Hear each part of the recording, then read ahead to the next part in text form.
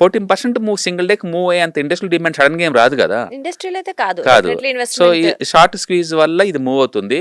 ఎంతకాలం మూవ్ అవుతుందో మనకు తెలియదు. ఒకవేళ పట్టం స్టార్ట్ అయినా సరే ఇదే స్పీడ్ ఉండొచ్చు కిందకి కూడా. కింద కూడా ఇంత ఇదే స్పీడ్ తో ఉంటుంది, ఎందుకంటే అందరు ప్రాఫిట్ బుకింగ్ ఒకేసారి స్టార్ట్ అవుద్ది కదా. డెఫినెట్లీ అందరూ ఒకసారి వరల్డ్ వైడ్ కాదు, ఒక రోజు ఒకరిద్దరు కాదు, ఎందుకంటే హ్యూజ్ ప్రాఫిట్స్ లో ఉన్నారు. రైట్. 205% ప్రాఫిట్స్ లో ఉన్నారు. డెఫినెట్ గా అందరూ ఒకేసారి బయటపడడం ట్రై చేస్తారు. అది పట్టణం స్టార్ట్ అయినా కూడా ఇంతే 5% 10% సింగిల్ డే డ్రాప్ అయ్యే ఛాన్స్ ఉంది. సో అంటే మళ్ళీ పాత రేట్స్ దరిదాపుల్లో అంతైతే రావు, అంతైతే ఉండవు కానీ ఎందుకంటే ఎకానమీ సపోర్ట్ చేస్తుంది, ఇండస్ట్రియల్ డిమాండ్ ఉంది కాబట్టి ఆ రేంజ్ మళ్ళీ రావు. కానీ మేబీ ఫిబొనాకీ రూల్స్ ప్రకారం ఏంటంటే మనం 23, 38%, 50% ఇలా అంటాం అనమాట. ఆ లెవెల్స్ దాకా డ్రాప్ అయ్యే ఛాన్స్ ఎక్కువ ఉంది. కాబట్టి మనం గోల్డ్ ఇప్పుడు 1,50,000 అనుకున్నాం కదా, మంచి డిస్కౌంట్ అంటే మేబీ 1,20,000 అంతే తప్ప నీకు తిరిగి మళ్ళీ 70,000 80,000 వచ్చే ఛాన్స్ లేదు. ఇప్పుడు సిల్వర్ 3,30,000 అన్నాం కదా, మేబీ 2.5 lakh దాకా అలా రావచ్చు. ఓకే. అంతే తప్ప టూ మచ్ డ్రాప్ అయ్యే ఛాన్స్ అయితే లేదు. ఇప్పుడు పెరిగినంత రేంజ్ లో ఎంత పర్సెంటేజ్ మొత్తం డ్రాప్ కొంతవరకు అయితే తగ్గొచ్చు అంటారు.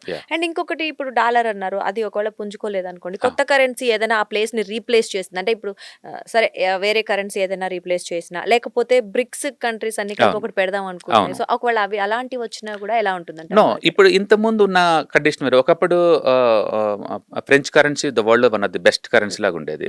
తర్వాత లండన్ వాళ్ళు వరల్డ్ వైడ్ గా వెళ్ళినప్పుడు వాళ్ళ కరెన్సీ పౌండ్ ఉండేది వరల్డ్ వైడ్ గా. ఆ తర్వాత సెకండ్ వరల్డ్ వార్ లో అమెరికా వాళ్ళు విన్ అయ్యారు కాబట్టి డాలర్ ఆ ప్లేస్ తీసుకుంది అనమాట. తర్వాత ఈ డాలర్ సౌదీ వాళ్ళతోటి పెట్రో డాలర్ ఒప్పందం అంటారు. ఆ ఒప్పందం ప్రకారం ఏంటంటే పెట్రోల్ మొత్తం వరల్డ్ వైడ్ కంపల్సరీగా డాలర్ లో నమ్మాలని చెప్పేసి ఆ ఒప్పందం చేస్తున్నారు కాబట్టి డాలర్ కి రిజర్వ్ స్టేటస్ వచ్చింది, వరల్డ్ వైడ్ గా డాలర్ వాడటం బిగిన్ చేశారు.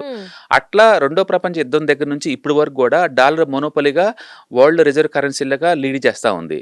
ఇప్పుడు ఎప్పుడైతే ఈ అమెరికా వాళ్ళు ఈ టారిఫ్ వార్ అని ఎప్పుడైతే అన్నారో, ఎప్పుడైతే రష్యా వాళ్ళ మీద వాళ్ళ అసెట్స్ ని ఫ్రీజ్ చేశారో వరల్డ్ ఒకసారి ఉలిక్కిపడింది.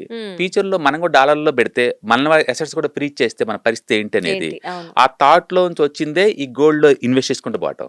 గోల్డ్ కొన్ని హిస్టరీ ఏంటంటే 3,500 సంవత్సరాల నుంచి కూడా అది కరెన్సీలా ట్రీట్ చేశారు దాన్ని.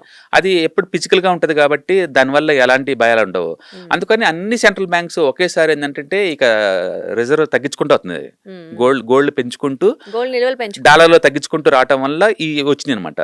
అయితే డాలర్ ని ఓవర్ నైట్ లో రీప్లేస్ చేస్తారంటే లేదు. ఇప్పుడు వరల్డ్ వైడ్ గా చూసుకుంటే వాడే కరెన్సీలో డాలర్ ఒకటే ఇప్పటికీ స్టిల్ 50% ఉంది వాట. అది మేబీ స్లోగా తక్కువ 20కి 30కి వస్తుంది.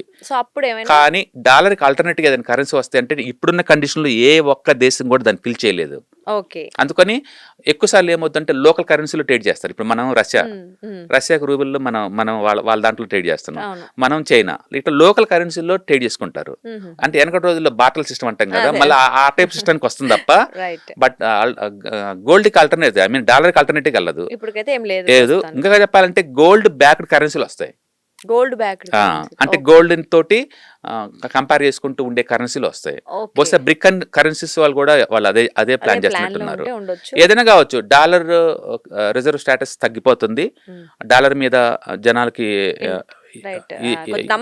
నమ్మకం పోయింది, పేపర్ కరెన్సీ మీద జనాలకి నమ్మకం పోయింది, అమెరికా మీద రోజుకొక డైలాగ్ తోటి ఆ పొజిషన్స్ కి వీక్ అయిపోయింది వరల్డ్ వైడ్. కాబట్టి మీరు ఊహించండి, నోబెల్ బహుమతి ఇచ్చిన వాళ్ళకి లెటర్ రాసేసి నాకు ఇవ్వలేదు కాబట్టి అమెరికా ఫస్ట్ నిదానంతో నేను అమెరికా ప్రయోజనాలు కాపాడుకుంటా అని డైరెక్ట్ గా ఆ కమిటీ వాళ్ళకే లెటర్ రాసేది. అలాంటి పేషెంట్ మన హిస్టరీలో ఎప్పుడు చూడలేదు. అండ్ నాటో పార్ట్నర్ డెన్మార్క్ అనేది నాకు అది కావాలి అంటున్నాడు, ఏదో చాక్లెట్ కావాలన్నట్టు కంట్రీని కావాలి అంటున్నాడు. మనం అలాంటి హిస్టరీ ఎప్పుడు చూడలేదు. అందుకని హిస్టరీలో ఏంటంటే ఫస్ట్ టైం మన అసెట్స్ ని ఎలా ప్రొటెక్ట్ చేసుకోవాలనే క్వశ్చన్ ఎరైజ్ అయింది. ఆల్టర్నేటివ్ గా గోల్డ్ సిల్వర్ ప్రైస్ రైజ్ అవుతున్నాయి. రైట్ అండి.